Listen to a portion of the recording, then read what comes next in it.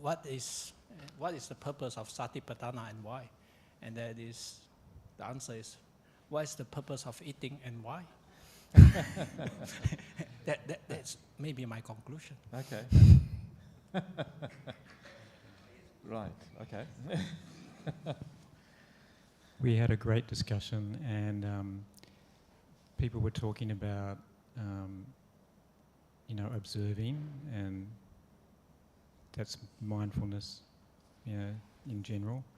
And also we had a question about internally and externally, that part, and the understanding of that.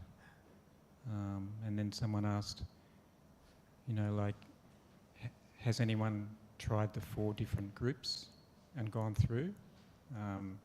And we talked about how you can do that just through the breathing, like in the Anupassi, it takes you right through the 4 groups, body, feeling, mind states, and dhammas, I think. So that was some of what we just talked about. Yeah. Okay.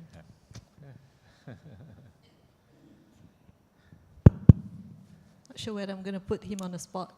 I'll spare him. Anyone from that group wants to say anything? That's good. Was a good discussion. Okay. Yeah. All right. Okay. So that's the conclusion, Ajahn. Okay. But I think they quoted what you said on the slide. Because your first sentence is, what's the purpose of Satipatthana? Samadhi. So that was the textbook answer, the model answer. Yeah. The first word came out, I think, from Ananda with this group, and we're like, okay, there's nothing else for us to say. Yeah. Okay, good. Yeah. Anyway, that sounds great, but people have different opinions about these things. That's why it's kind of nice to discuss sometimes. But anyway, okay. So Venerable reckons that eating is the same as Satipatthana. Did that say something about you, Venerable Daiko? Does it say something about?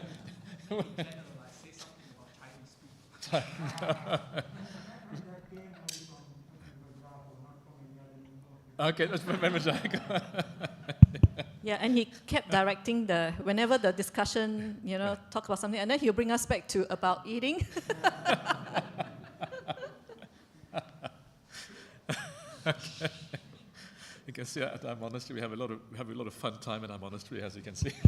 No, I think he's also very well brainwashed by Ajahn Brahm, because Ajahn Brahm kept saying the same jokes and the same story. He's a little bit like that, I noticed. Okay. Okay, good. So, it's just that sometimes when you teach, it's nice to have a discussion, not just listen to what someone teaches, because when you have a discussion, it kind of sinks down in a different way than when you just listen to somebody. So that's why it can be handy. So, but you are all nicely brainwashed, which is marvelous.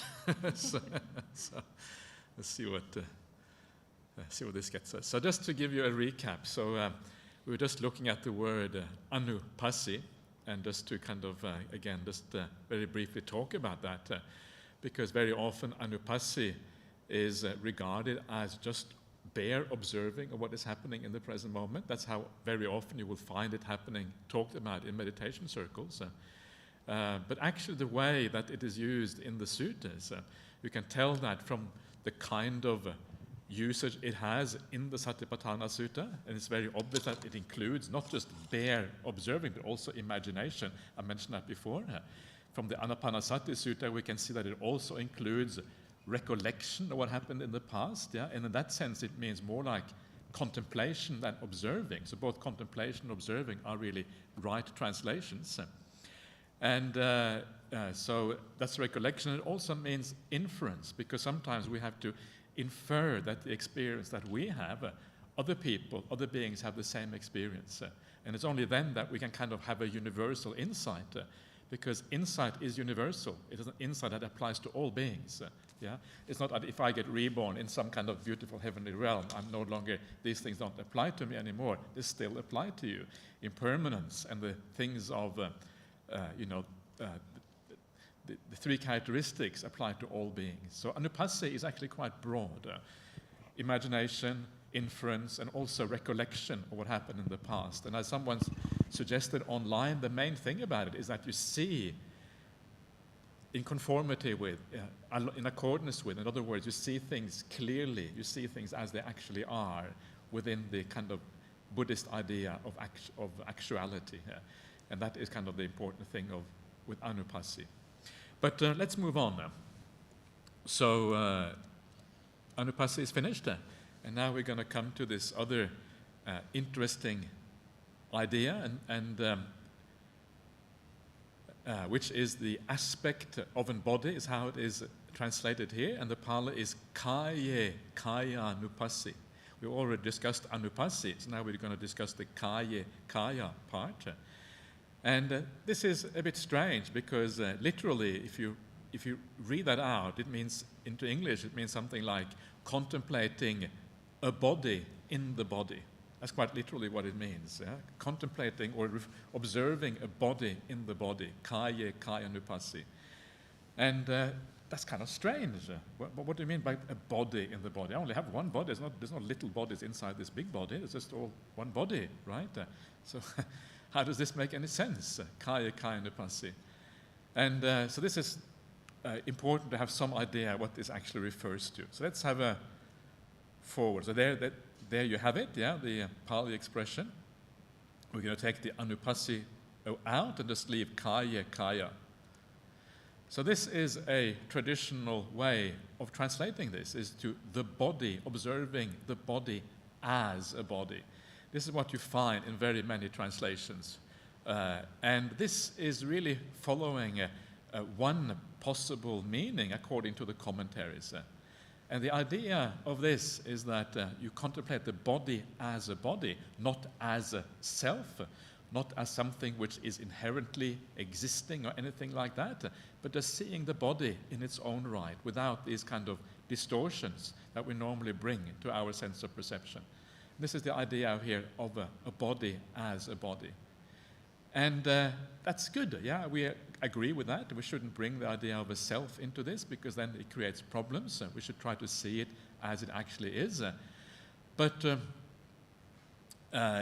is that really what it means? And it is a little bit problematic straight away, because the Pali quite literally means a body in the body rather than as a body. So already is slightly problematic. So what else might it mean? So this is the second version, yeah, a body in the body. And this is much closer to the literal meaning. And we will see in a second that this actually fits quite well with the context, how it is used elsewhere in the suttas. And to make sense of this, what we have to understand is that the word kaya in Pali does not just mean physical body. Kaya is a bit like the word body in English. It means an accumulation of phenomena, a body of phenomena, like a body of evidence or a corporate body or something like that. It does not just refer to physical body.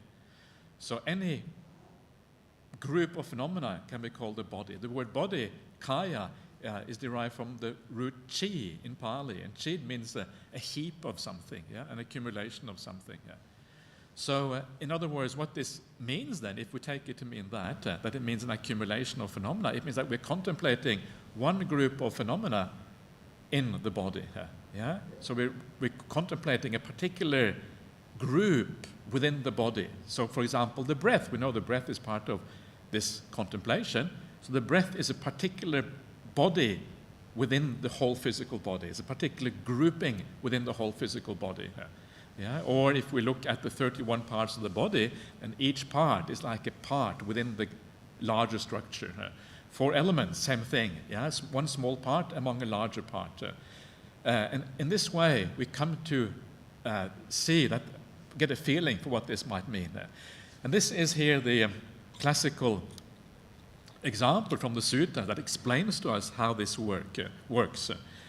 This is from the Anapanasati Sutta, Majjhima Nikaya 118, where the Buddha says, "For I say that the in-breaths and out-breaths are a certain body in the body." Yeah, kayanyatarang here. Kayesu kayanyatarang ahang bhikkave evang vadam yadadang asasa pasasa. Kayanyatarang means a certain body. Kayesu means among the bodies, yeah? Among whatever bodies there might be, whatever phenomena there might be, this is a certain phenomenon among those phenomena. So for that reason, the translation an aspect of the body is, I think, very close to the correct translation. Yeah, you're focusing on one aspect of the body. Yeah? So instead of having this cumbersome Pali wording, contemplating a body in the body, which is hard to really understand, you say, I contemplate an aspect of the body. It becomes quite obvious what the meaning is. And I think this is what comes out of this kind of investigation into the meaning in the broader suttas, especially here, the Anapanasati Sutta. Yeah, you observe an aspect of the body. Quite straightforward and quite easy. Observing the body as a body, not so straightforward. Understand observing a body in the body, also not so straightforward. So I'm a fan of this translation here.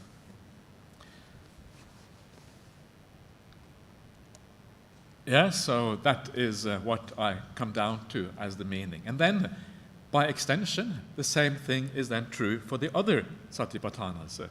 So we have, for the feelings, yeah, you observe one feeling, an aspect of feelings, or one feeling among feelings. Yeah, so we focus on one area in the area of feelings. Mind is the same thing. You focus on one aspect of the mind. The last one, principles or qualities of the mind, you focus on one area of that, yeah, an aspect of those things. So that's then you get the kaya Anupassi, vedana, vedanesu, vedana Anupassi, I think it is. Yeah, I can't remember now the Pali exactly. What is it again? Vedana? Yeah, anyway. So the same idea, it's the same meaning is the same, basically, all the way through.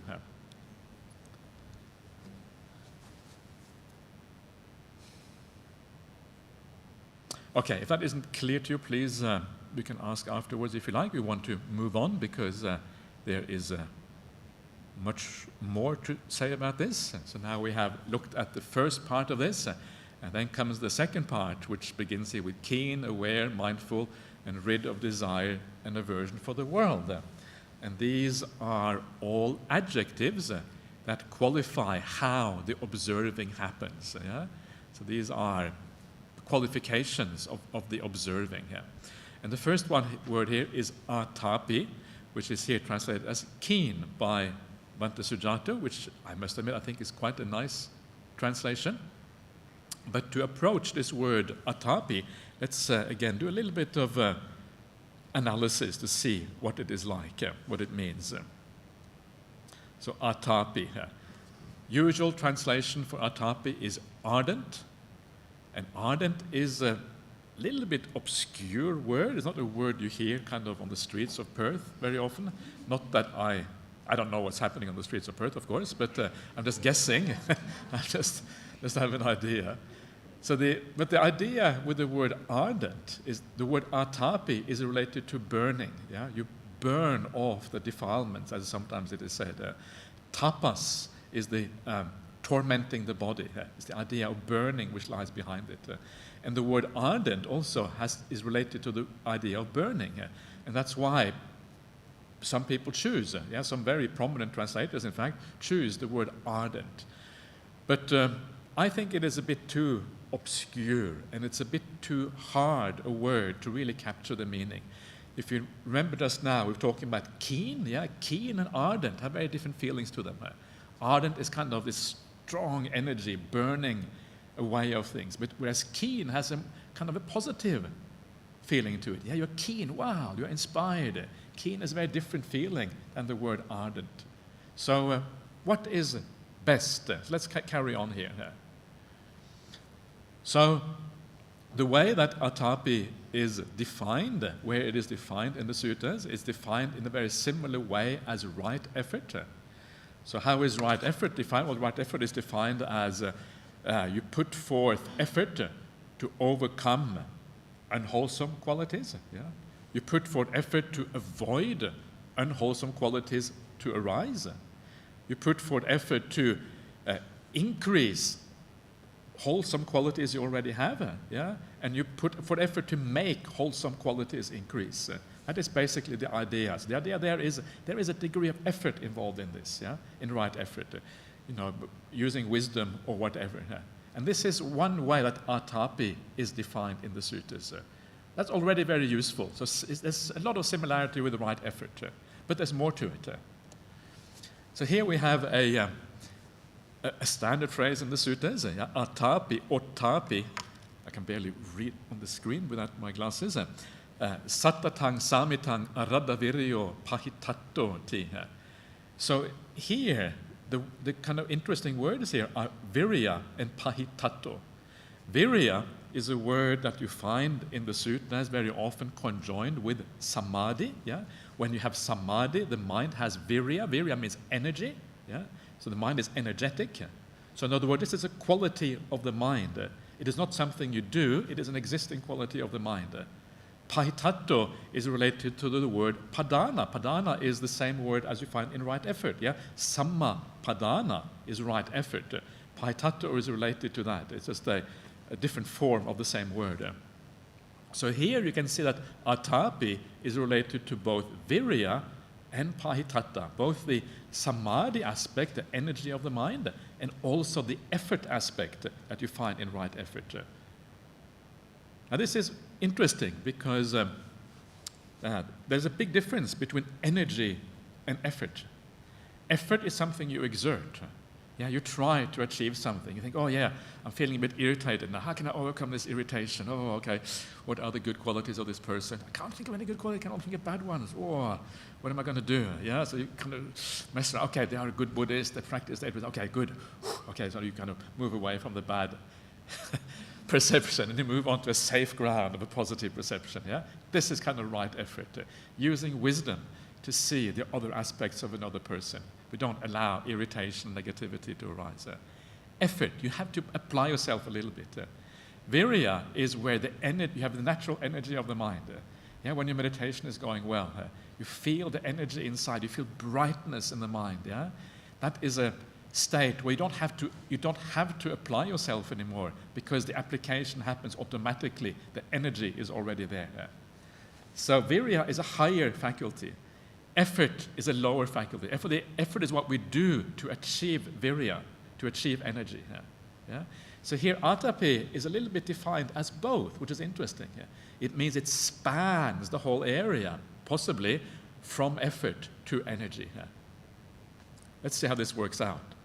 So right effort in the suttas is called samma padana or samma vayama. This is the word for right effort. You apply yourself. Right mindfulness, we have the word atapi. With right stillness, samma samadhi, we have the word virya. Virya is one of the bojjhangas, one of the factors of awakening. So you can see here that there is a sequence. Yeah? Padana is the effort. As you apply the effort, comes atapi. Then from atapi comes virya. Yeah? So atapi is that thing which kind of bridges the gap between effort and virya. Yeah? So it has both of those qualities in a sense. Padana to atapi to virya.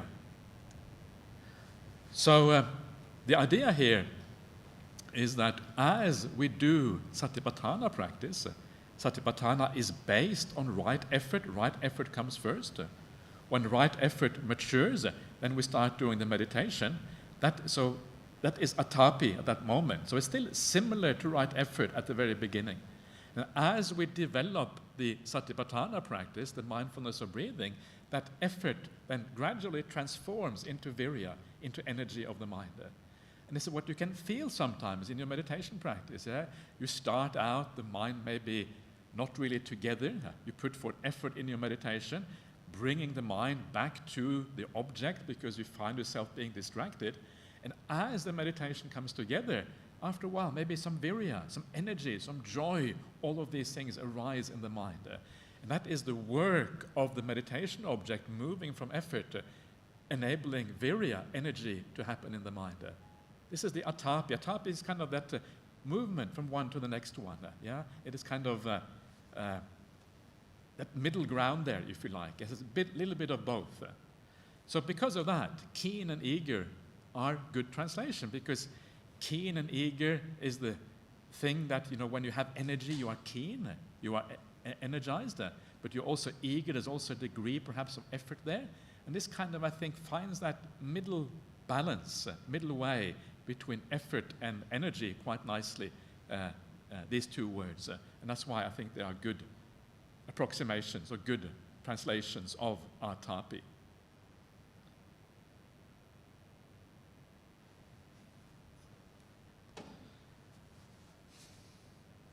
it makes sense to me. I hope it makes sense to you as well. Sometimes you talk and you're a bit unsure if anyone else kind of clicks or everyone else is just like, what is this all about? So anyway, of course you have a chance. Please don't feel afraid of asking questions afterwards, because sometimes I realize that I talk and then everyone is just kind of, whoa, what's going on? So I know some of you will know very well what's going on because you know this suttas very well. But if you are a beginner, then it can sometimes be difficult to follow along. So I can appreciate that. Please don't be afraid of asking questions.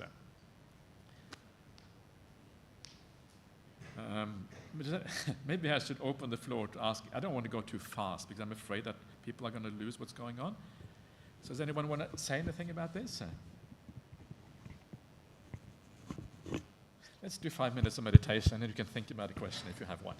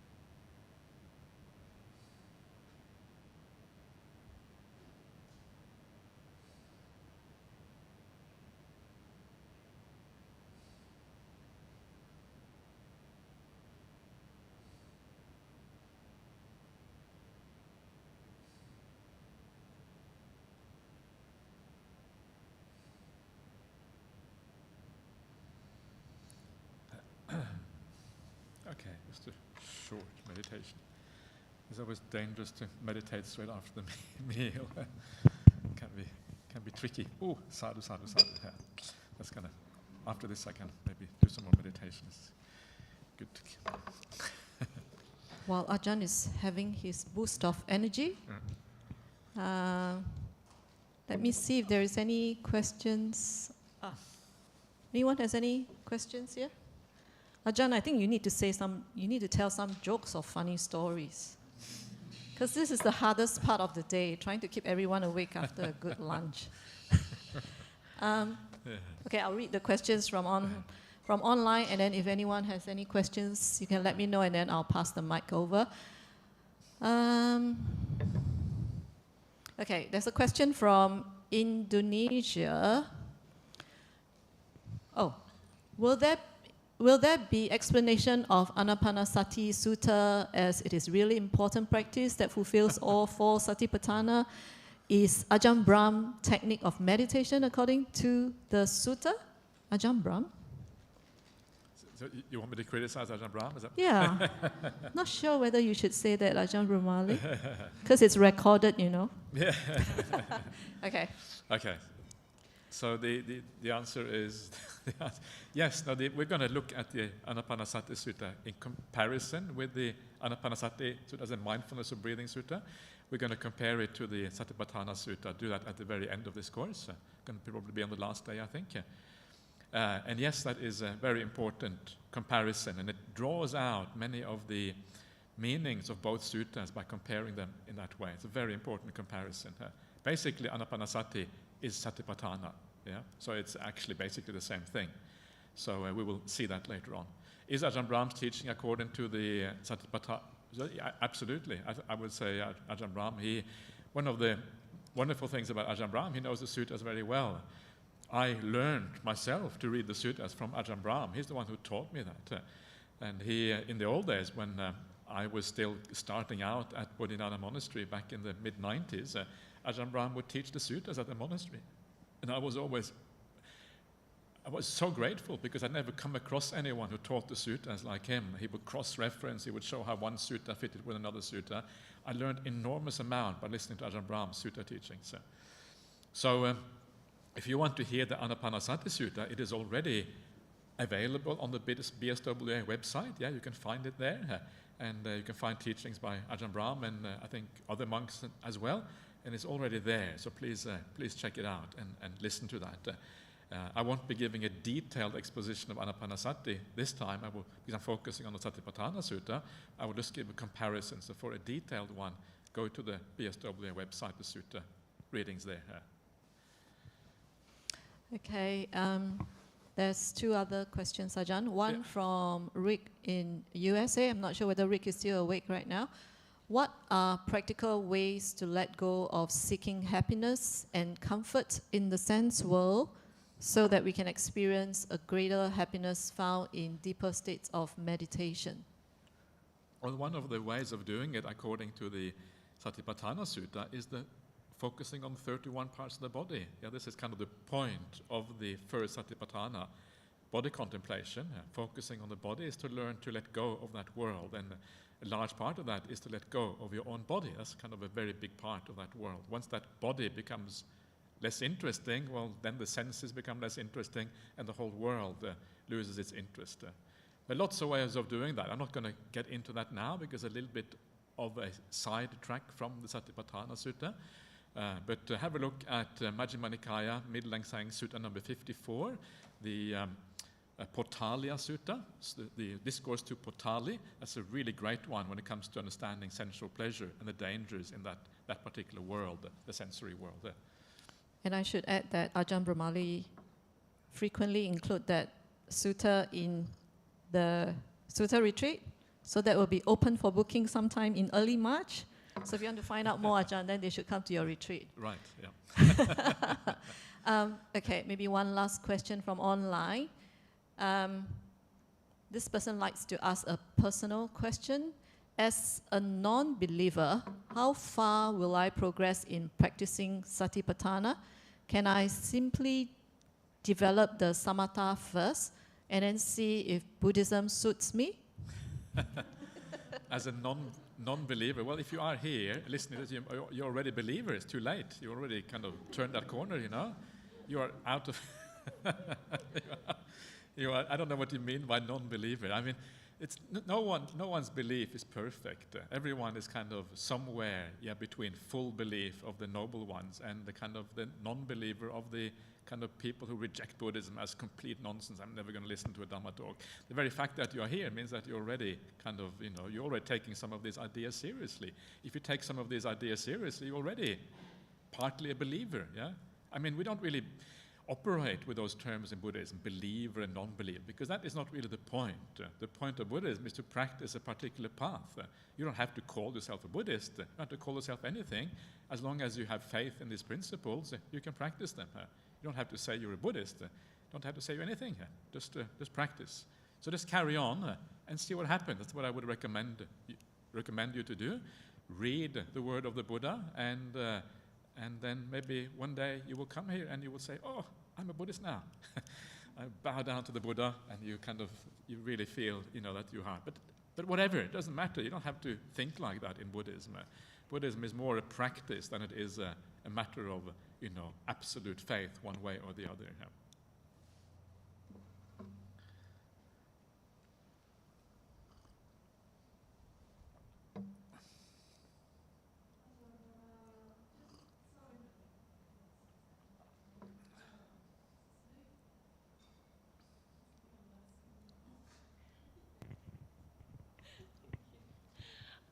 I'm just fascinated by what, on face value, it looks like an apparent paradox when you look at virya.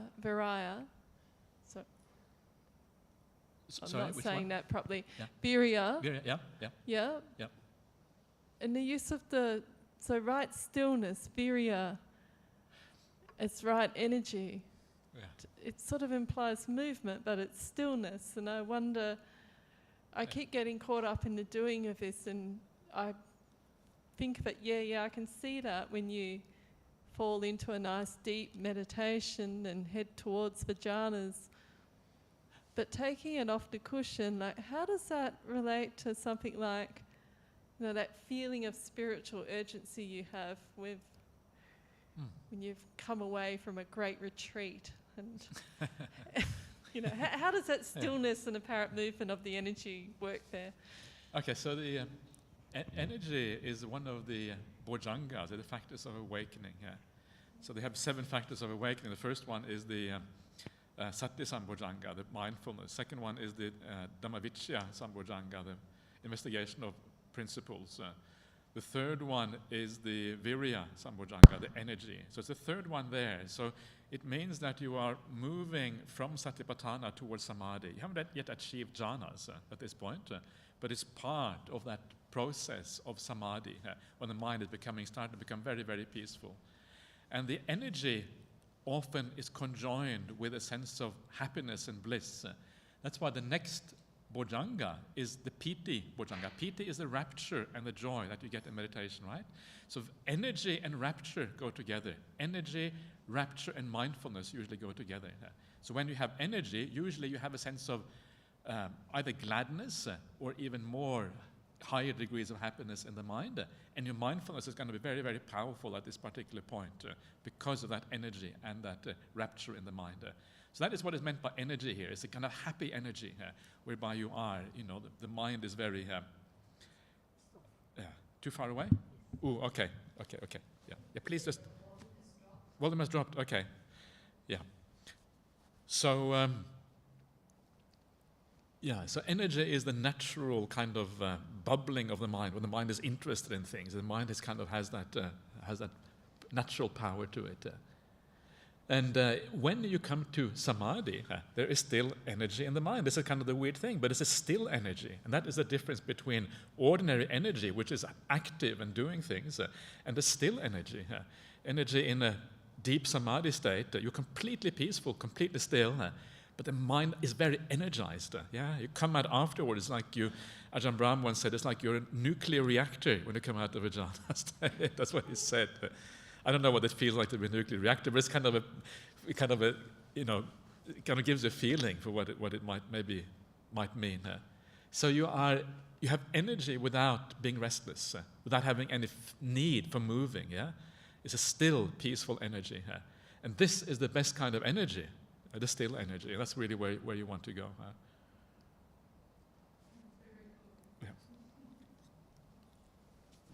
So this is why energy and effort are quite different, because energy can be peaceful, but effort can never really be peaceful. Effort is always going to be about movement.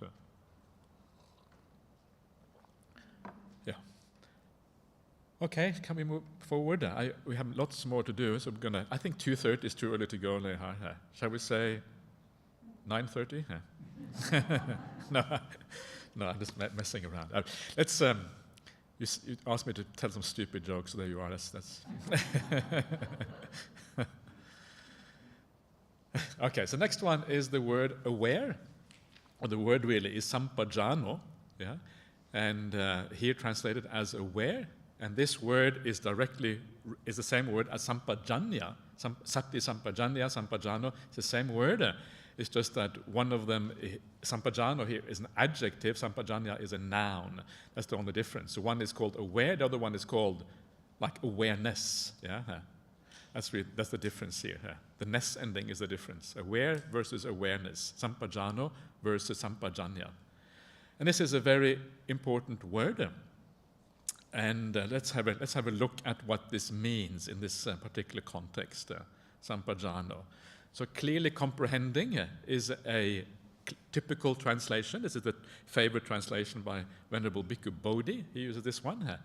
And it is it's actually quite to the point, because Sampajano has this idea of understanding. Yeah, this word is related to panya. Pajano, janati is to know. Panya, pajanati is to understand or to have wisdom.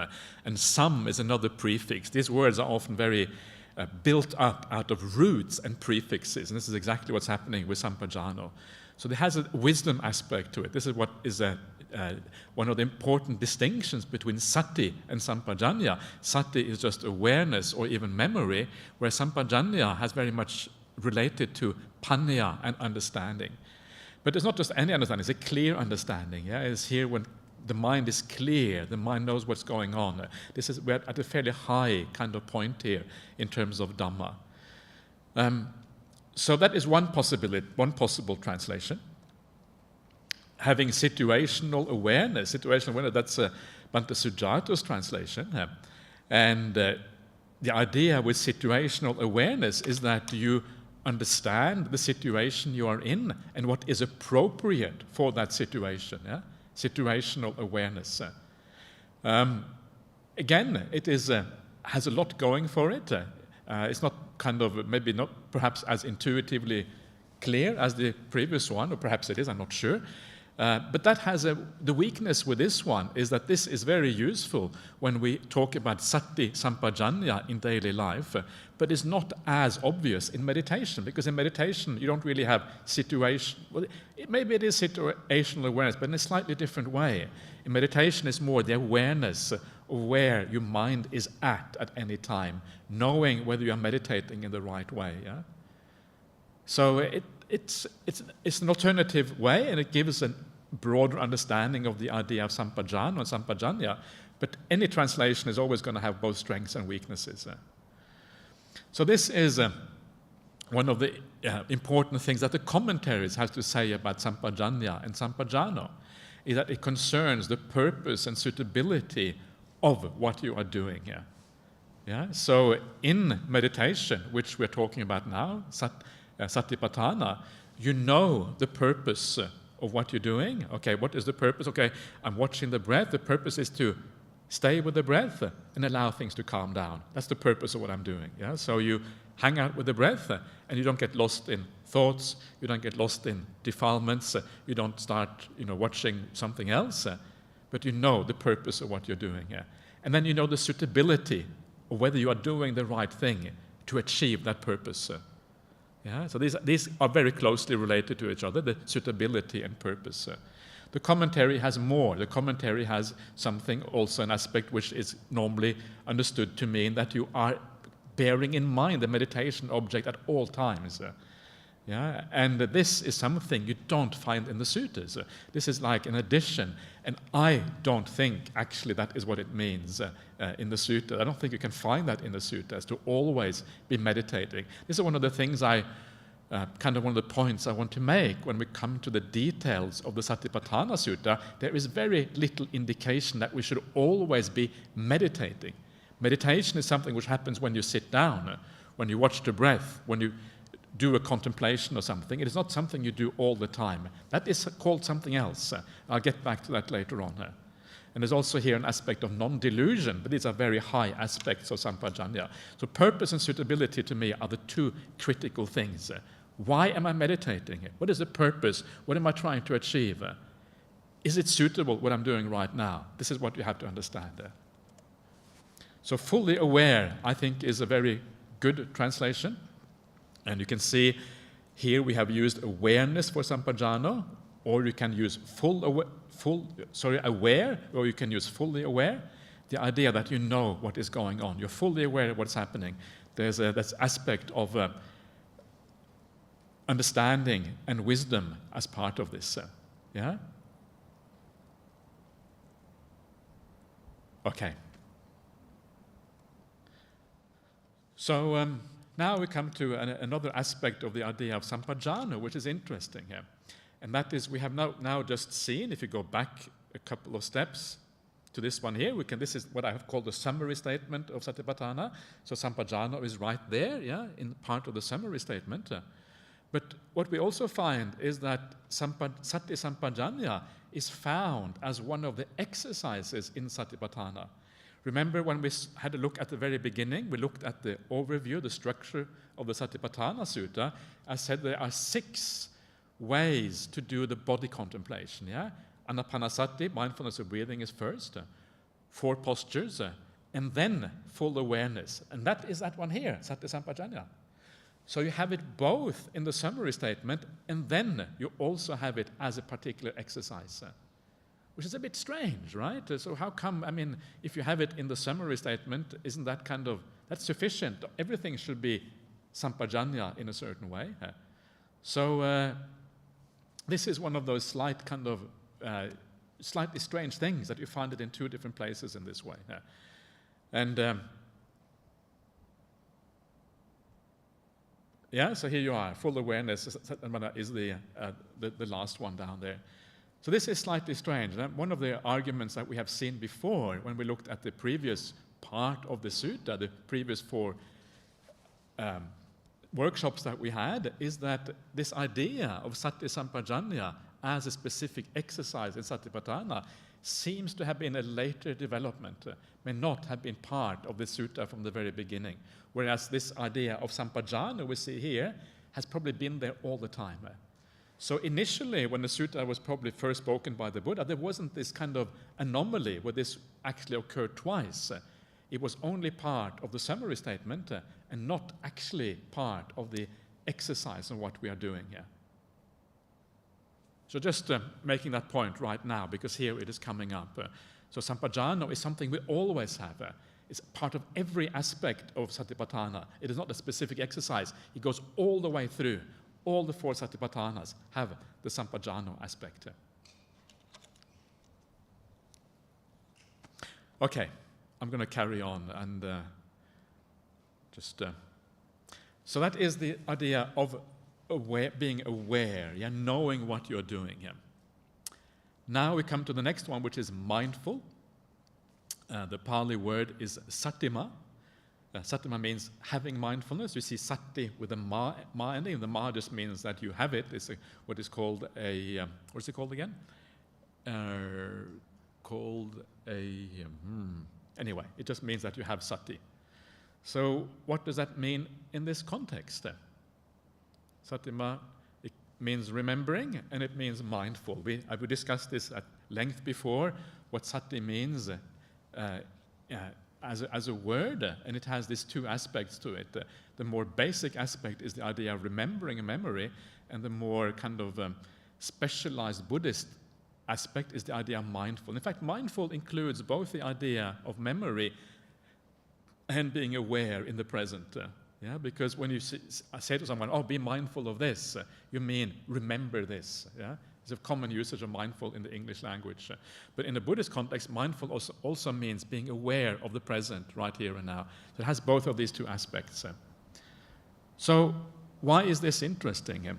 And one of the reasons that this is interesting is because satima here, being part of this formula which summarizes Satipatthana, it says something about how Satipatthana is to be practiced. It's to be practiced, we have to be mindful when we do Satipatthana. In other words, we have to establish it before we do the practice.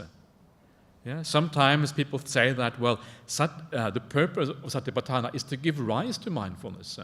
And this is the kind of thing you get when you hear translations such as foundations of mindfulness for Satipatthana. It gives the feeling that, well, this is how mindfulness arises. But what we're seeing here, no, Sattima is actually an aspect of the practice. It qualifies how it is to be done. We have to be mindful when we do it. The purpose of Satipatthana is not to give rise to mindfulness, it is to apply mindfulness in the right way. We discussed this last time. And this word makes that very clear that this is the point here. Yeah? It is an aspect, an adjective, which qualifies how the practice is to be done. So this is significant because it shows you a little bit about, well, are you ready to do Satipatthana or not? How solid is your mindfulness when you sit down? And if you're not ready, well, then you have to find ways to give rise to that before you try to watch the breath, before you try to do these things which actually are proper Satipatthana practice. So these little words here, they give us a very good idea of what it is that we are supposed to be doing here, how we should approach this meditation practice to gain the maximum benefit. If we try to meditate when we're not ready, we're going to waste our time and we may eventually give up because it's not working here. So then we need to be honest and have a look at our minds and see, well, what is it that I need to do? And then we can do the right thing. Then we come to the meditation and it may work out. So these things actually matter quite significantly for being able to choose what we should be doing here.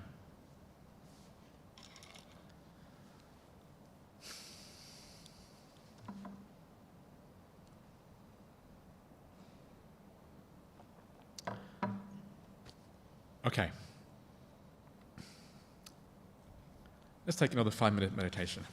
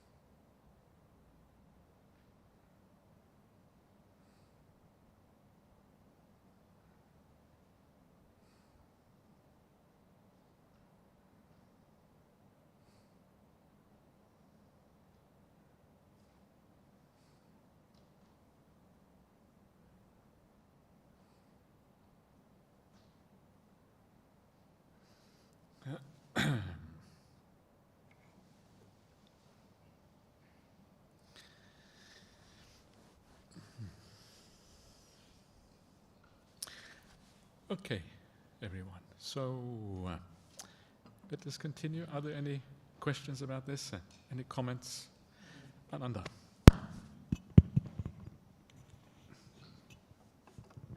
Ajahn, that Bhante Sujato's translation on Sampajano, situational awareness, would he have, because in those 6 parts, you mentioned just a little while ago on the third one, the Sati Sampajano is relevant to that because it is about going, coming back, extending. Exactly. So in that situation, you are awareness. So one is aware. So therefore, he would have taken it from that? He's taken it from there, absolutely. Absolutely right, yeah. So there it fits perfectly. It does not fit quite as well in the Satipatthana Sutta, in the Sampajano we have here, but in that situation it fits absolutely perfectly, I agree. The Sampajano also occurs in the jhana formula. So the third jhana is called Sampajano, and there situational awareness is even less appropriate, but it's actually in there it is found in the sense that you have really high clarity about what's going on there. And also, if I remember his other sutta translations, everywhere now he uses situational awareness for Sampajano. He uses almost. He varies. So He if you, for example, if you go to the what is it? The second jhana, Sampajano. Oh, that's not Sampajano. That's Sampasadana, isn't it? Yeah, I'm mixing things up there. No, it's Sampajano. I think Sampajano. Sampajano as well. Situational it's awareness. both of them. But I don't think he uses situational awareness there. He uses a different word. So he translates a bit different depending on context. And which is not a bad idea, because words have a contextual meaning more than anything else, you know. So, okay, very good. Yeah. Ajahn, there's an online question. Is intelligence built upon a type of sampajanya, situational awareness as well? Intelligence. Well, maybe, but don't worry too much about intelligence. Worry about wisdom. Yeah, I mean, I think sometimes we tend to focus too much on intelligence in our world. I mean, it's nice to be intelligent. It means that you have certain advantages of others because you can do things better, like, mathematics or writing or whatever it is. But from a spiritual perspective, intelligence is not really important. What matters is wisdom. And wisdom is quite different from intelligence. Wisdom is having kind of almost like psychological understanding, having understanding of what brings happiness and suffering in the world. And I think it's important that we focus on that. If we focus too much on intelligence, I mean, you can find people in the world who are very simple, who may not seem very intelligent at all, and yet they have a profound wisdom. They behave really well. They understand how to live in a way that makes them happy and other people happy, even though they're very simple people. So that is what we celebrate in Buddhism. And intelligence is much more of a worldly phenomenon that we celebrate in the world. You can become some kind of super duper physicist or something, or whatever it is, and that's great. That's wonderful in its own right. But it doesn't really matter so much in the spiritual realm. So they focus more on wisdom. So yeah.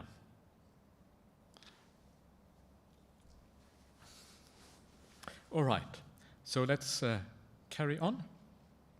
Yeah. No objections. Just looking around. Okay. So. Okay, so this is just, I didn't actually finish the idea of mindfulness, I think. Well, what is coming here? Gradual training. I can't remember why I put this in here. So this is the gradual training. This is one of the most common expositions of the Buddhist path in the suttas. It's really based on the Noble Eightfold path, but expanded out dramatically. And it's found in a large number of suttas, so it's a very core part of Buddhism. The more suttas it's found in, the more core it can be considered to be.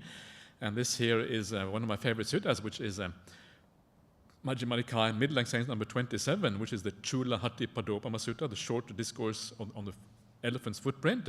It's very famous because it was one of the suttas that was brought to Sri Lanka by Mahinda, and by which he used to convert the royal palace in Sri Lanka at that time when it was brought there. So this sutta is very famous for that reason. And in that sutta, you have a whole long sequence, but part of that sequence is the idea of contentment, yeah?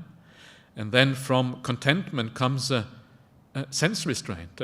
From sense restraint then comes full awareness. From full awareness comes the abandoning of the hindrances. So I'm not entirely. So the idea here, I think I got this in the wrong sequence. What's happened here? I'm really confused now. Ooh, okay. I can't remember exactly why I put it here. This is what happens when you kind of I don't know what, when you're confused, I suppose.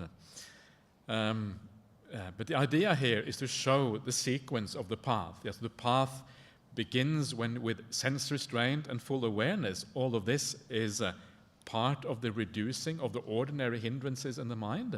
Sense restraint in particular is about this thing, abhijja domanassa, which has to do with how we react with the five senses in the world.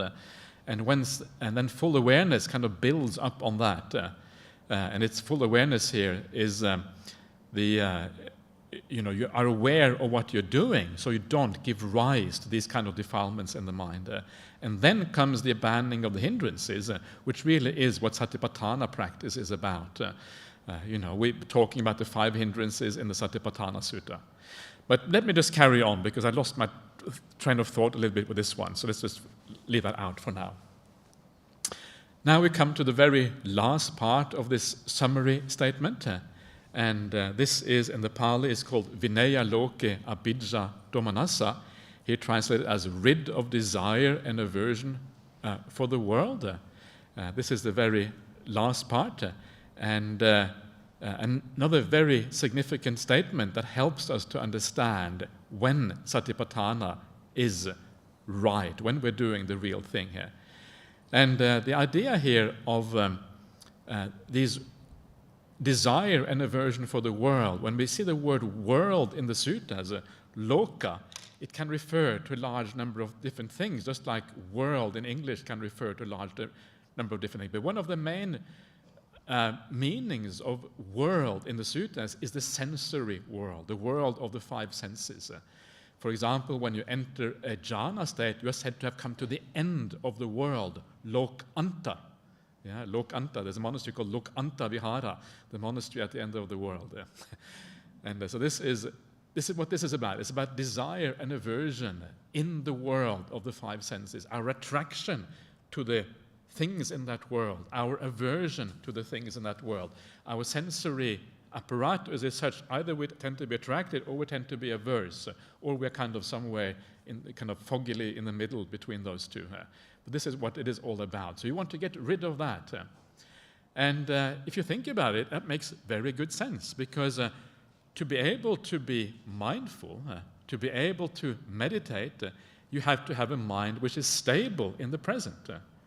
And stability in the present is destroyed by desire and aversion, because desire and aversion always pulls you into the future, or pulls you in. Aversion can be both negative and can be about the past or the future, but it is not about being in the present. You cannot be in the present and have desire at the same time.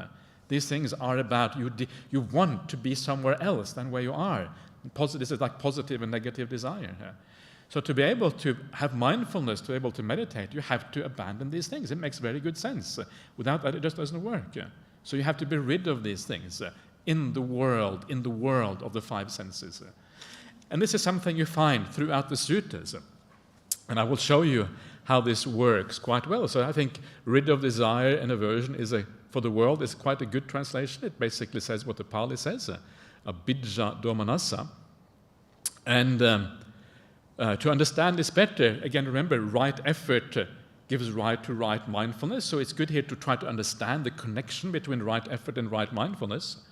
Right effort is a very important aspect of right effort is sense restraint, like we just mentioned before, and right mindfulness is Satipatthana. So we know that sense restraint leads to Satipatthana because right effort leads to right mindfulness. Sense restraint leads to Satipatthana. And this is very interesting because this shows us how this process works. So this is the sense restraint formula. Desire and aversion overwhelm you. So if you don't have sense restraint, you are overwhelmed by desire and aversion. Your senses are always pulled this way, pulled that way. Yeah, as you walk around, especially maybe in the city, you see things you like, you see things you don't like, and your senses are completely out of control. You don't feel centered in yourself. You feel like you're always being drawn out by the 5 senses. So this is the sense desire, the right effort. And then, if you don't allow, if you have sense restraint, it means that desire and aversion don't overwhelm you. Yeah, having overcome desire and aversion in the world. That is then what happens in Satipatthana. So by performing the sense restraint in the right way, you overcome desire and aversion, and then having overcome it, then you practice Satipatthana. So you can see here the wording in the Pali is almost exactly the same. The wording for sense restraint in the Pali is abhijja domanassa anvasaveyung. Yeah? Abhijja domanassa are the significant words here.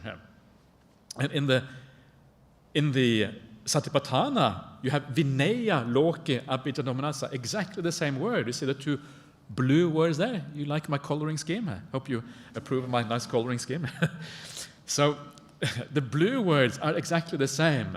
Yeah? Abhijja domanassa.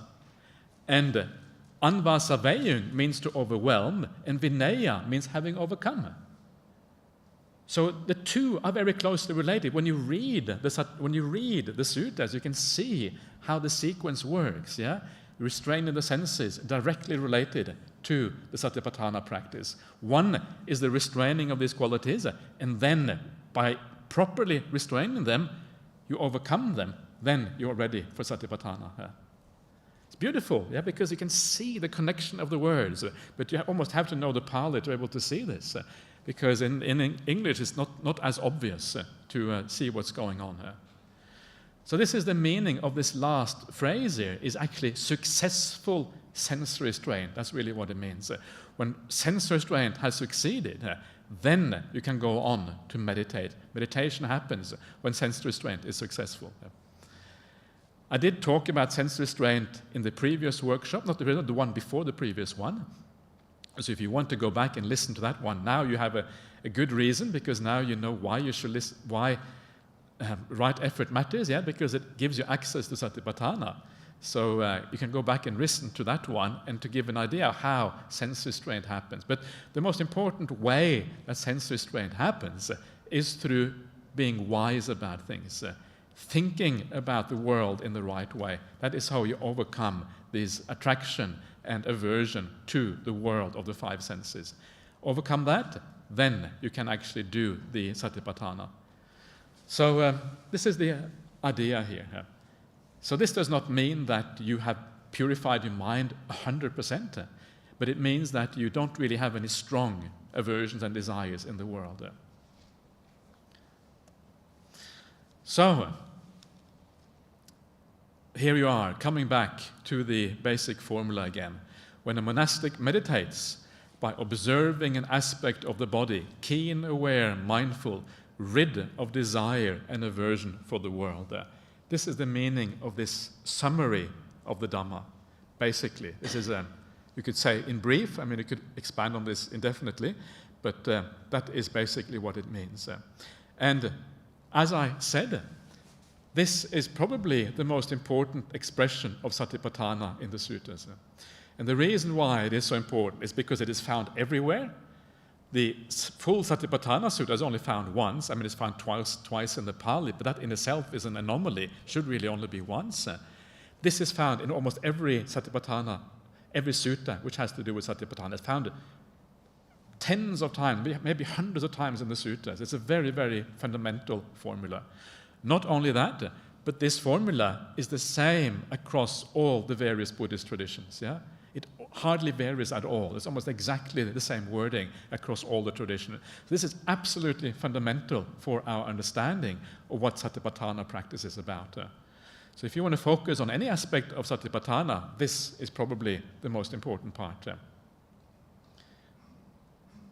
Meditates by observing an aspect of the body, keen, aware, and mindful, rid of desire and aversion for the world. So, any comments, questions, complaints? Yeah.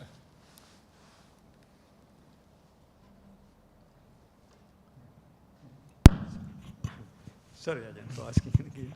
This, I think, if I remember right, Ajahn Brahm, Vinaya Loke Abhijja Domanassa, he, I think here must be, he said, this is suppression of hindrances. Yeah. Because what he says is, these are the two, and he gave the example as well. He says, when Buddha says Anuruddha, addresses three, he says Anuruddhas. So, but Anuruddha Kimbila, all these three. So he said, though it is only Abhijja Domanassa is mentioned, but he says behind that Buddha refers to all other three as well. All five hindrances are included. Yeah. Is that, that's what, I think that's what Ajahn Brahm said. Yeah, okay, yes, that's exactly what he says. I know that. I was going to kind of go past that in silence because it's it makes my life very difficult. But thank you for making my life more difficult because it makes things more interesting. So, yes, Ajahn Brahm says that. And I think this is where we have to differentiate between the two kinds of Satipatthana, the one which leads to Samadhi and the one which includes Samadhi, so which leads to full awakening here. And I think when Ajahn Brahm says that, Ajahn Brahm has always talked about Satipatthana after Samadhi, the one that leads to full awakening, which includes Samadhi. And in that context, of course, it's true, because after Samadhi, no hindrances, is all gone here. But the Satipatthana which leads to Samadhi, I would say it doesn't mean the complete abandoning of the hindrances, because to my mind, that's the purpose of Satipatthana. That's why you contemplate the five hindrances. That's why you develop the 7 factors of awakening, all that. So I think it's just a matter of what we're emphasizing, whether you're emphasizing the insight leading to awakening, or you're emphasizing the Satipatthana which leads to Samadhi. Yeah. I had an answer for you, see? I always...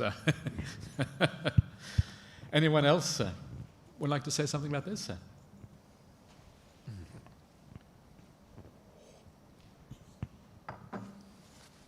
The colours are good.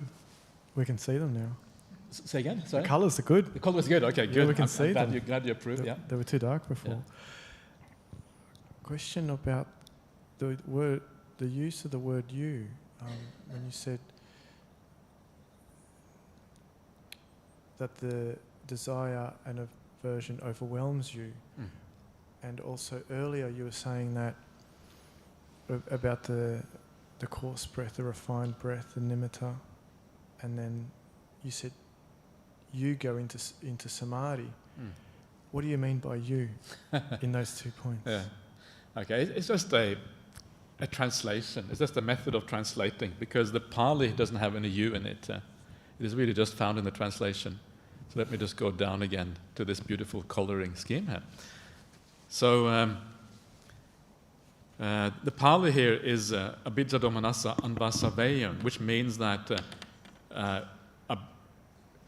that desire and aversion flow out. That's quite literally what it means. It doesn't have any you, it doesn't have a person, nothing about that. It just say that these things flow out, They overwhelm. But there's nothing, it doesn't say who it overwhelms, but obviously it overwhelms a particular group of 5 khandhas. That's kind of basically what it comes down to. So you here is not found in the Pali. It's just you here is used in the kind of ordinary sense of just referring to a person, without referring to a self or anything like that. And that is throughout. It's the same kind of principle that applies.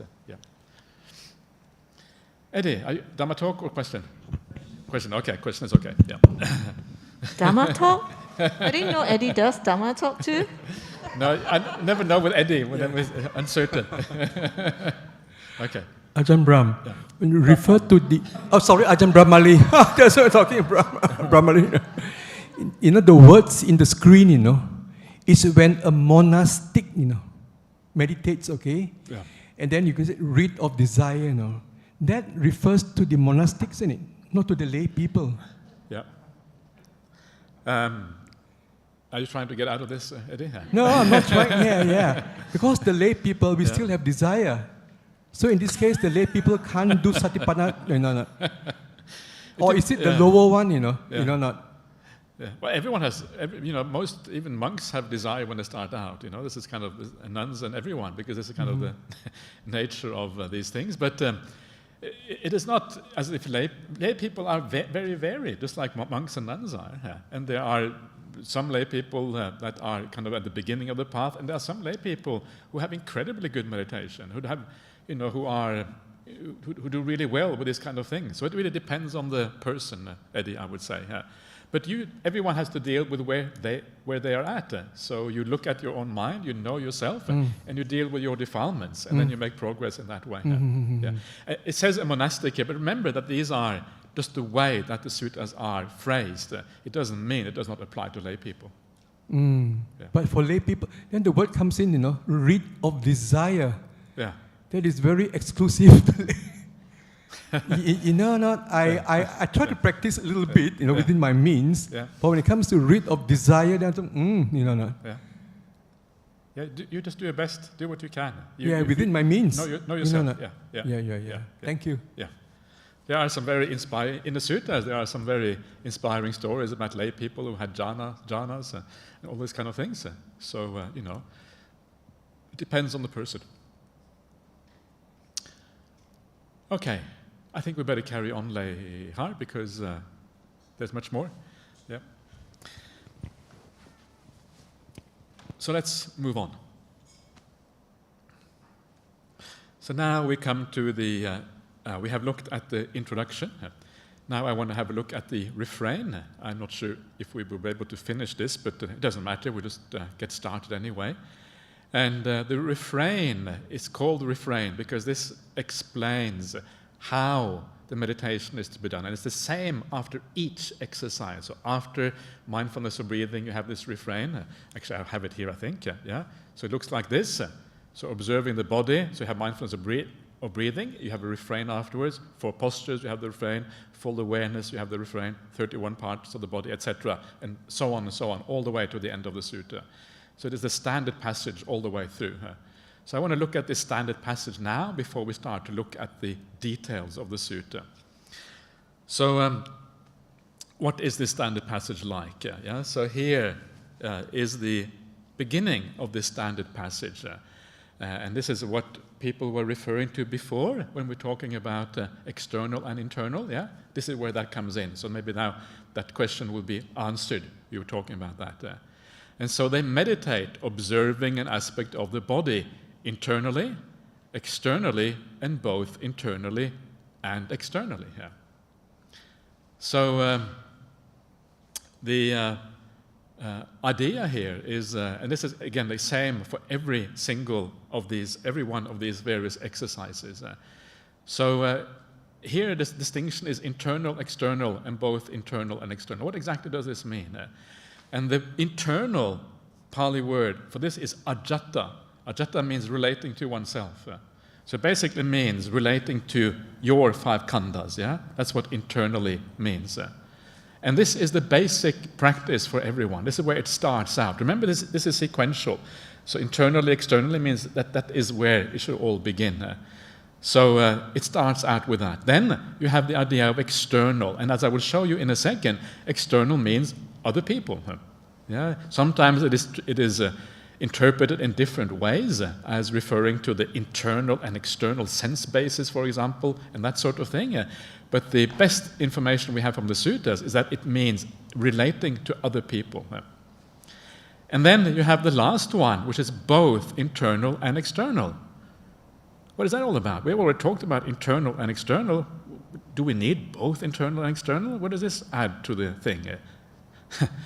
And the idea here, remember that the idea here is that we want to have a universal experience that applies everywhere.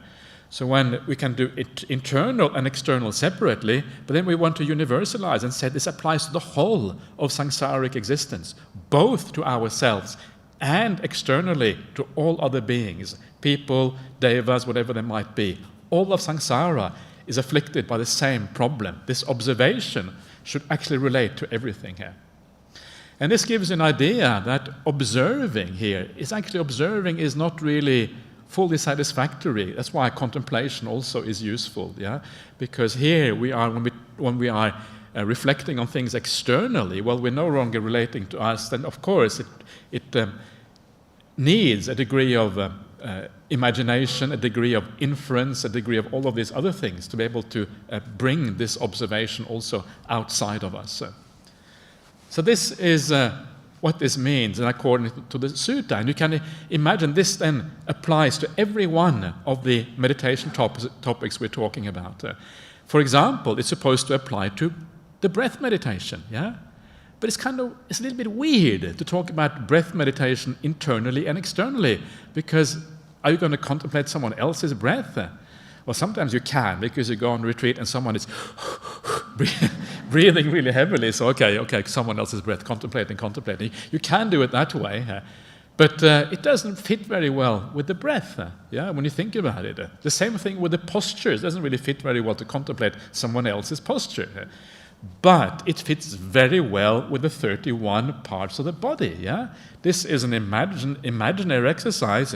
You know the parts of your own body, well, other people are going to be exactly the same, yeah? But there, the idea of internal and external relating to you and relating to others makes very good sense. 4 elements too, it makes good sense, yeah? Easy to imagine 4 elements in you, 4 elements in someone else. Cemetery contemplations too. So there, it makes sense. So, as I mentioned before, it's really the 31 parts of the body, which is the core aspect of body contemplation. And once you understand that, actually it fits much better with the idea of internal-external, because actually these gel together. Of course, if you read the commentaries, you will find explanations, etc., for why you can contemplate the breath internally and external, all of that, because this is the job of the commentaries. The commentaries only have the Pali Suttas. Their job is to explain the Pali Suttas as they are. Their job is not to kind of look at the comparative study of everything. But I think you get a better idea when you do a comparative of study like we're doing now than merely following some of these ancient commentaries. Sometimes their job is different from the job that we are doing now in looking at this. So this is internal, external. So I'm actually probably getting a bit ahead of myself, but so that is the idea behind this, yeah? That is the first part of this refrain, the external, internal, and this is by far the most important part of this refrain. Then we have the second one, the meditate observing the body as liable to originate, as liable to vanish, as liable to both originate and vanish. So here we are moving into the realm of observing change, yeah? Something coming into existence, liable to originate, coming from nothing and suddenly existing here. Then vanishing, going into complete cessation and ending here.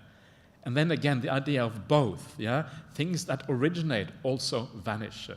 So here we're dealing really with profound insight already.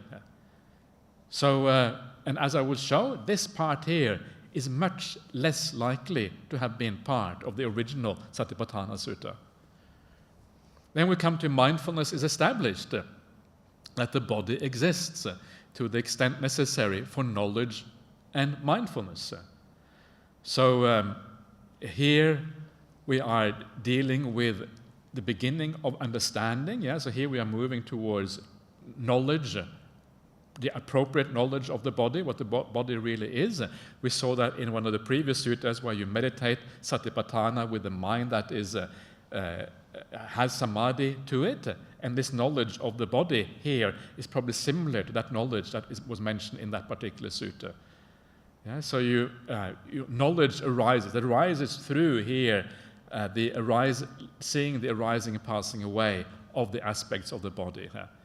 And lastly, we have the idea that they meditate independent, not grasping at anything in the world. And this is, as this process matures, you come to the point where you're not grasping at anything. And that not grasping at anything is really required for insight to be able to happen. As long as you're holding on to things, as long as you're attached to things, you cannot really have insight. You have to be independent. You have to be able to stand back. Only then can you see things as they actually are. So here we are moving towards the very end of the path, where you can insight in the very deepest nature. So you can see here there's a progression here, a very clear kind of progression. The first part, internally, externally, we shall see that in a second, has to do with samadhi practice. The second part has to do with then seeing things arising and passing away. This has to do with deep insight. That deep insight leads to the knowledge of the third part, finally leading to not grasping at anything in the world. You can see there's a certain progress here. And of these 4 aspects, is that the first one that is by far the most important one. And I will show you this to you now in a second here. So first of all, they meditate internally, externally. Here are the 4 again. I'm just focusing on the kind of the critical words here. First one is about internal, external. The second one about origination and vanishing. The third one about knowledge and mindfulness, especially knowledge. And the last one about independence and not grasping, right? So I'm just putting those words out there so it's easier for you to, we can talk about this in a kind of shorthand form instead of referring to the full formula here. So the part 1 of the refrain, this is observing an aspect of the body internally, externally, both internally and externally. This is how you find it in the Satipatthana Sutta. MN10 is the Satipatthana Sutta. And here we can see the meaning of this very clearly. I said just a second ago that it refers to samadhi, and here you are. As they meditate, observing an aspect of the body internally, they become rightly stilled, rightly serene. Rightly stilled, samma samadhyati. This is samma samadhi. This is basically the jhanas, or right samadhi, if you like, on the path. So here you can see the purpose of this internal contemplation is to achieve samadhi. This is what it's saying here. This is where it's heading. Rightly serene. Well, serene is just another way of talking about being peaceful and stilled, really. And they then give rise to the knowledge and vision of other people's bodies externally. So, and this is what I said about externally referring to other people. Parasa jhana. Jhana is people. Parasa here is other or others. So you have, I think that's what it says in the Pali. Maybe I'm misquoting now. It certainly says the word parasa, which means of others. So first of all, stillness of the mind, and then external knowledge of other people outside. And then finally, bringing the two together, where you get a universal understanding that is all the same. Other people's bodies, your body, is all the same thing. And you get a universal understanding of what is happening here. So this is the closest you get in the suttas from showing that the internal contemplation of the body, or any internal contemplation, leads to samadhi when you do it in the right way. This fits with what we have been seeing before, Satipatthana leading to samadhi, which we see all the way throughout the suttas.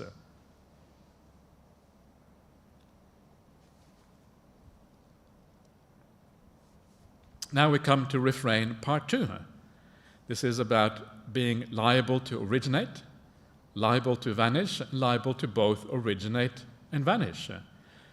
So again, these words, origination, samudaya, and vaya, are words that literally mean come into existence and then disappearing again. This is very similar to what we see other places in the suttas. This is one of the very important classical formulations in the suttas. Whatever is liable to originate is liable to cease. And this particular phrasing is found lots and lots of times in the suttas. You can see the wording is almost exactly the same as the previous wording. One of the differences here is that it has cease rather than vanish. Cease is a translation of nirodha or nirujjati, whereas vanish is a translation of vaya. But the meaning is the same. And they are often used synonymously in the suttas, many different places. Now this second of these statements, this is the standard wording for the arising of the eye of the Dhamma in the suttas. The eye of the Dhamma is stream entry. This is the first factor, or the first aspect of becoming a noble person. The first time you become a noble person, when you enter the path of the noble ones, you become a stream entry. So you can see here, when we talk about observing a body as liable to originate and liable to vanish, we are talking about very deep and profound things that ultimately really have to do with stream entry itself. We're talking about deep things here. And this is what I meant. We need to understand the Pali refrain in the right sequence. Otherwise, it is not really meaningful. Samadhi, then you can have these deep insights as a consequence of that samadhi. There you are. This is the Pali version. It's Yankinshi samudaya dhammang sabbang tang nirodha dhammang ti. And this is taken from the Anguttara 821, but it's found throughout the suttas. Here is another one example for you. An educated noble disciple truly understands form. Form, rupa, feeling, vedana, perception, sanya, the will, sankhara, consciousness, vijnana, which is liable to originate, liable to vanish, liable to originate and vanish. As such, he understands it in precisely that way. Noble, educated disciple usually means the Aryas, the noble ones. And here what you're understanding is the 5 khandhas. You understand them as they truly are, yata bhuta. So again, we're talking here about the noble insights of the noble ones. So it's very profound. Here we're talking about the 5 khandhas, but you can see it is parallel to what we see in the Satipatthana Sutta. Very similar kind of thing here. So when we talk about Satipatthana Sutta, we're talking about the second aspect here is actually a very profound aspect that we're dealing with. Now we come to the refrain part 3 and 4. Or mindfulness is established that the body exists to the extent necessary for knowledge and mindfulness. This is quite a unique statement found in the Satipatthana Sutta. It is not really found quite like that anywhere else. It talks about jnana matang and patisati matang, which means like a certain amount, a certain degree of knowledge and mindfulness. And it's a strange expression, and for that reason it's kind of hard to really know exactly what it means. And it's not found like that quite like that in any of the parallel versions. So I think here you can just assume that it means that you are starting to acquire insight. In other words, knowledge. Knowledge here means insight. And then you get the last one, They don't meditate independently, not grasping at anything in the world. So what exactly does this not grasping refer to? So here is a good way of understanding this. This is taken from the Middle Length Sayings, Majjhima Nikaya 37.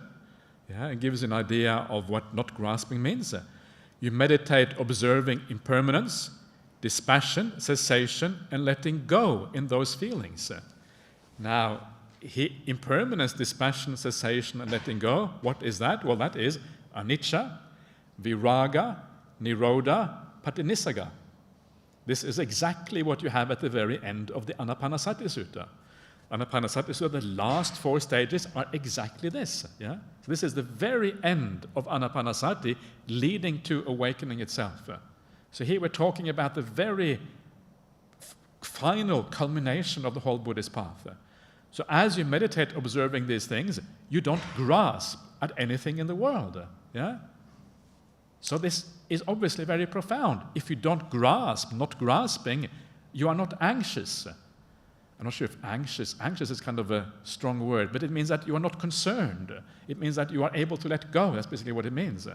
Not being anxious, you become personally extinguished. You attain nibbana. Ajatang nibbuto or something like that. What is it? Ajatang parinibhayatis, maybe? I can't remember now what the Pali is. So you become personally extinguished. It's kind of nice, isn't it? Personally extinguished. Kind of nice little phrasing here. I like that. Are you personally extinguished? Ananda? It's nice, isn't it? So this is the very end of the path, about the attainment of Nibbana itself. So this gives you an idea that when it talks about not grasping in the Satipatthana Sutta, we're talking about the very, very end of the path. So now you're getting a feeling for all of this, how it all kind of holds together very beautifully. It starts off. Actually, maybe I'll maybe repeat myself a couple of times because it's quite nice to see this properly. It starts off with internal, external, which is all about samadhi practice. That is by far the most important thing. We'll see that in a second. Then it moves on to the idea of originating and vanishing in both, which is the profound aspect of Satipatthana, happens after Samadhi. Yeah? Then you start to gain knowledge based on that, culminating in not grasping at anything in the world, which essentially is about arahantship in the very end of the path. So you can see how this refrain is structured according to the gradual development of the path, which accords with how the Noble Eightfold path works and how the whole path really unfolds. That, to me, is the right way of thinking about this. And of all of these things, the first one is the most important one. So let me just show you the first one before we take another quick break. Here you are. Yeah, this is the refrain, a comparison of all the various sources. So you see there on the left-hand side, you have the... Oh, it's coming off a little bit. Can you adjust a tiny bit, Lehar, so we can see everything on the left-hand side? We're missing a few letters. Oh, yeah, that's good. Beautiful. So you can see in the Pali Satipatthana Sutta, as we have just seen, it has all of those, yeah? And now we want to see how do they match with the other sources that we have. You may remember from the first part of this workshop, we looked at 7 different sources for the Satipatthana Sutta, and here there are all 7. The first one there is the Sarvastivada version of the sutta. This is found in Chinese translation, in the Madhyama Agama. And you can see there that you find external and internal, but no origination and vanishing here. You have knowledge, but you don't have the independence at the very bottom here. And without going into detail about each of these sources, you can see that the only thing that they all have in common is external, internal. So when we say that Satipatthana really is about samadhi practice, yeah, it fits very, very well with the picture you gain here again.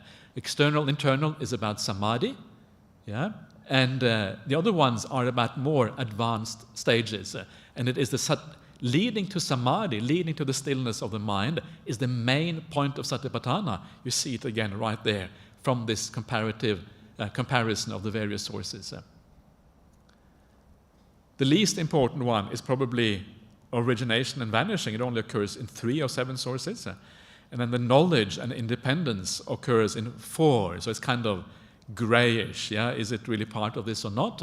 It's hard to really be absolutely sure, but clearly external and internal stands out as the most obvious part here of Satipatthana practice.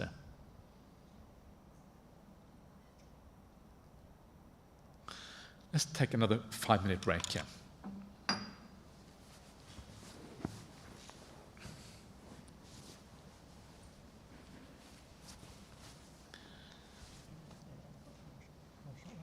Okay, please. Yeah.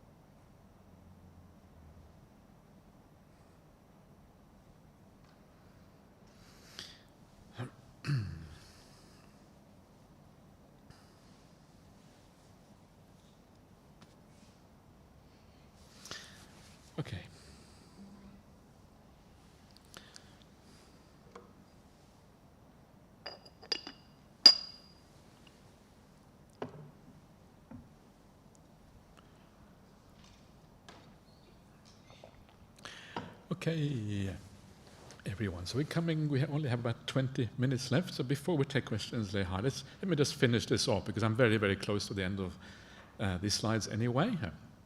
And then we can have a final discussion at the very end. So here we can then make the comparison. We have the Pali Satipatthana Sutta. Oh, now this has been completely messed up now, unfortunately. This is what happens when you transfer from one system to another one, unfortunately. Anyway, I'll just kind of get the whole thing on there. So we have the Pali Satipatthana Sutta on the left, and then you have the original, what might be the original, likely to be the original Satipatthana Sutta. We have it on the right. Yeah, so you can see the external and internal are original, are very early because they cross all the sources. Origination and vanishing would seem to be probably an addition that happened at some point in Buddhist history, because it only occurs in less than half of the suttas, the early sources. Knowledge in independence, it's hard to say. I would argue probably not the very earliest, but maybe slightly earlier than origination and vanishing, the idea that where it is leading. And yeah. So that's just a very simple overview for you. And what that means is that if we look at all of the four aspects, it means that it is the green one here on the top is the one that really we need to focus on. That is the one that is most significant. And that is the one that we should be dealing with mostly in our meditation lives, because that is probably what the Buddha is most likely to have taught. So you meditate observing an aspect of body, feelings, mind, mental phenomena, internally, externally, both internally and externally. Yeah, and so this is what leads to samadhi, we have just seen, because samadhi is really the purpose of this whole practice. And up till that point, that samadhi, remember, when I say that, I don't mean that we are just doing samatha, because samatha and vipassana are really not distinguishable, they go together, but samadhi is where we're trying to go. And as I've hinted at already a few times, when we know that satipatthana is fulfilled by watching the breath, by anapanasati, it kind of makes sense that all of this is leading towards samadhi, because breath meditation really is very much a samadhi kind of meditation. It leads ultimately towards samadhi. And so breath meditation fits very well with this idea of internal, external, leading to samadhi ultimately. Yeah.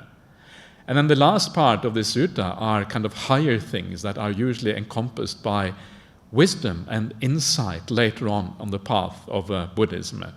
And there are secondary aspects of this path. So in summary, the refrain passage of the Satipatthana Sutta agrees with the overwhelming evidence from the suttas that Satipatthana is chiefly concerned with achieving samadhi. That is the main point of Satipatthana practice. So, there you are. That is, I don't think, that is really what I had to say today. Any final questions, comments to what we have done so far? Yes.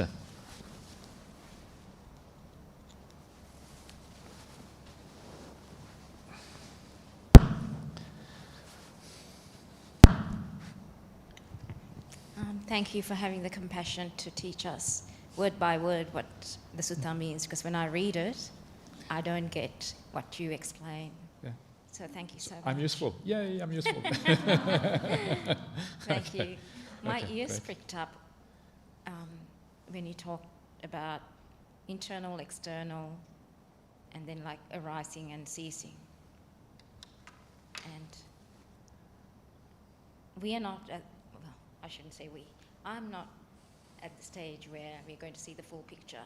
But we're wanting it. That's why I'm here, because I want that to be the case at some stage, this life or in a future life. Yeah. So we still certainly have the energy and the passion get there. Yeah. So I appreciate that a lot of the teachings are for the monks and nuns, but I think we also fit in there. So I'd like for you to perhaps explain. You touched on it saying there are people who are not seeing the full picture, but there might be, and there was just one little stance that you said I didn't quite understand. I was wondering whether you could expand it for the lay people, or people who are trying to see little bits of insights and into impermanence or one of the characteristics. Yeah. Yeah, I mean, you know, the thing is that every time you meditate and you have some success in meditation, you become a bit more peaceful. There's also the possibility for a little bit of insight, yeah? And this is why the Buddha looks, if you look at the Anapanasati Sutta, the mindfulness of breathing, you have the four last elements, which is seeing impermanence, seeing fading away, seeing cessation. It is all based on the previous 12 steps, which is about calming the mind. You don't have to do all the 12 to use the last 4. You can use maybe only the first one, yeah? If you get the first step, which is like seeing the long and the short breath, if you're able to do that, you will already have noticed that there are certain things in you that have passed away. Yeah, okay, my thinking is gone. What happened to my thinking? And you understand that actually it's delightful not to think, yeah, just to be aware. This thinking is I have to be careful with my wording now. It's a nuisance, yeah? I was going to put an adjective in front, but it's just a nuisance. And adjectives are always dangerous because they come in kind of bad terms, bad kinds of adjectives. So you can already start to see things. That little bit of calm gives you an idea where happiness is to be found, where suffering is to be found in the world. You see the body fading away. You see your mind becoming peaceful. You see your senses calming down. And wow, that is so happy. You start to understand that the sensory world is way overestimated. Yeah, we think it's such a wonderful thing to travel around the world, see sights, and hear new things and all that kind of. Actually, much better not to see anything at all. That's far superior. You tell that to most people, they think you're completely nuts. But you know, this is the kind of the benefit of being a monk in a Buddhist society for a long time. Like me, you can, and Ajahn Brahmali can say things that you know, other people think are nuts, and you still believe him because he has a certain authority after being a monk for so long. And so this is the thing. You can start to see things already. So you're quite right. It's a gradual thing. You gradually unravel this thing. Every time you have a deep meditation, ask yourself, why is it happy? What's going on? How come this is so nice? And you will start to see a very large part of it is because things that were troublesome and difficult have ceased. And what you're left with is a more superior and better state of mind. So absolutely, it is not about... These things go together, yeah? Inside, vipassana and samatha are basically two aspects of the same thing here.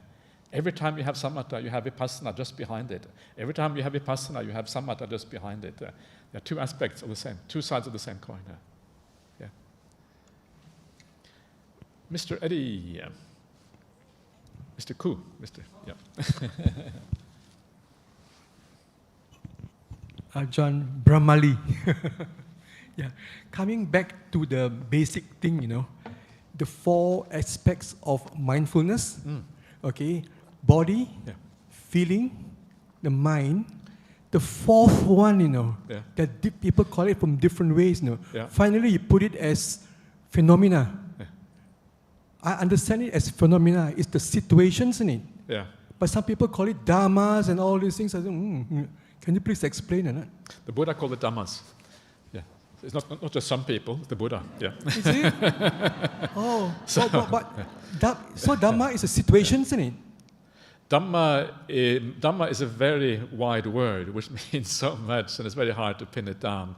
Dhamma means nature. Dhamma means a nature. Once you say nature, then of course you are talking about all kind of things. That's why Bhante Sujato translates as principles.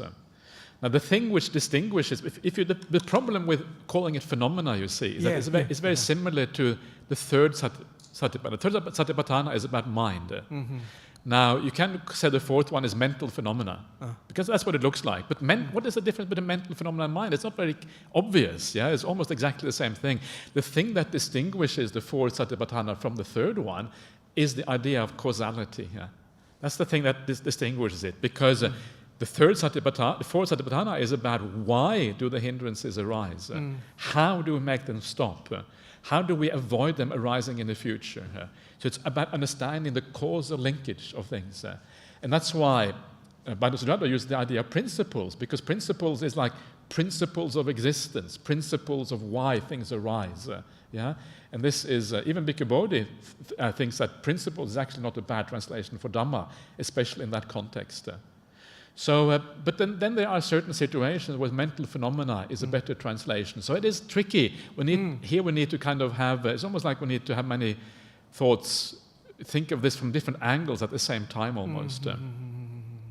So yes. Thanks. Yeah, you are very welcome, Eddie. Yeah.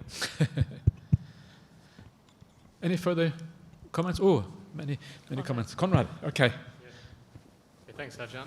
Yeah. You might tell me to go back and listen to this recording to get the answer, but it was around the internal and the external. And how is it so obvious that that's referring to samadhi? It is not necessarily obvious initially, but it is obvious for two reasons. First of all, we know that Satipatthana is all about achieving samadhi, right? We know that because the evidence for that is just massive. Because you have Noble Eightfold path. First you have Satipatthana, then you have samadhi. 5 spiritual faculties, same thing. That structure occurs everywhere in the suttas. Evidence is just very, very high, very, very large. So this is the first thing. So we know that that refrain must somehow refer to samadhi somewhere. It does not refer to samadhi when we talk about origination and vanishing, because that is about insight into phenomena. It does not talk so much about samadhi when we talk about knowledge or even not grasping at anything in the world. The first part is therefore very likely to refer to samadhi. Do we have any evidence for that? Well, the evidence is from the one sutta I showed you, where you contemplate the body internally and you achieve samadhi. It specifically says that, samma samadhiyati, based on internal contemplation of the body here. Yeah? So those are the two main lines of evidence. And to me, it fits very, very well with the overall picture of how Satipatthana works. Yeah. That's good, thanks. Yeah.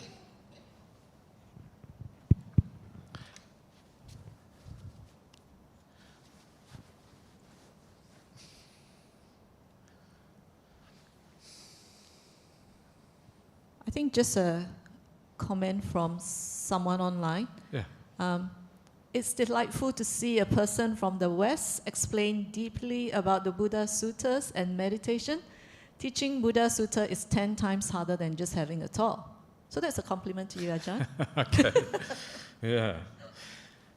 Yes, I think it's not just, it's not, I mean, it doesn't matter whether someone is where we're from, but what I think is the most interesting aspect of this is that it is more the kind of, we come from different points of view depending a little bit on our background. And one of the interesting things here is really the idea of adding, some of the modern kind of research into this. And that is why this comparative study is so interesting. Yeah.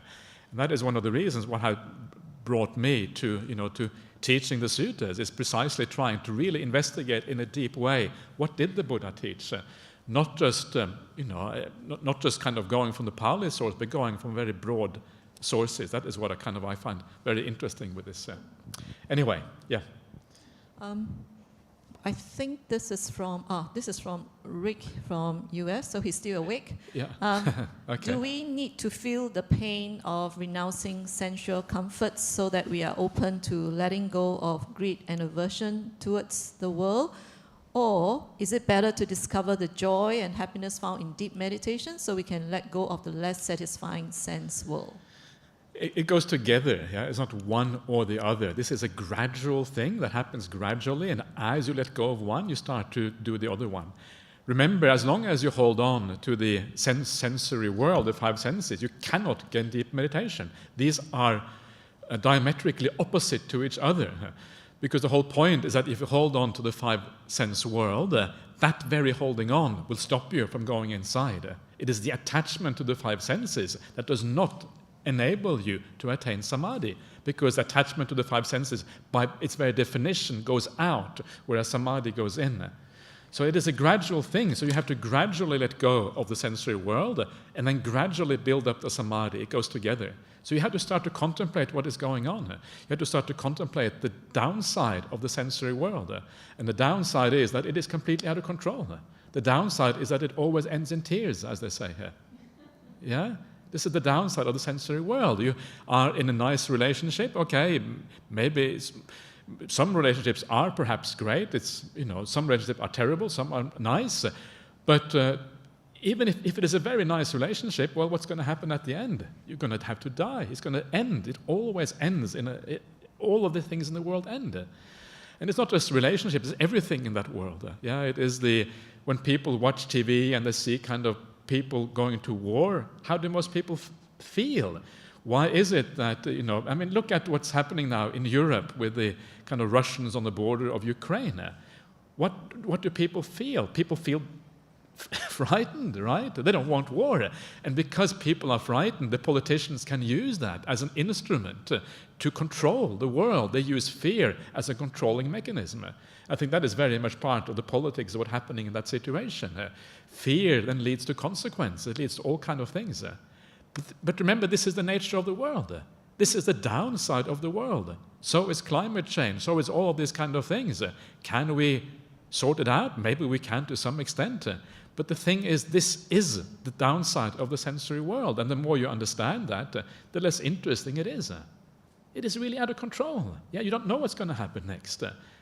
What is the planet Earth going to be like in 50 years? We don't know, but it may not be a very pretty sight. So good to have somewhere else to go. Where is that somewhere else? It's inside. It's in the states of samadhi. That's where you become aloof, where you become above that sensory realm, and you are free from it. If that's where that liberation happens. So remember the downside of this. Yeah? The more you contemplate that, the more obvious it starts to become. Then meditation becomes possible. When meditation becomes possible, it will be even more clear, the downside of the sensory world, which allows meditation to become deeper. And so on and on it goes. Yeah? The two things going together, one becoming more important to you, the other one becoming less important to you. And they are inversely proportional to each other, as they might say.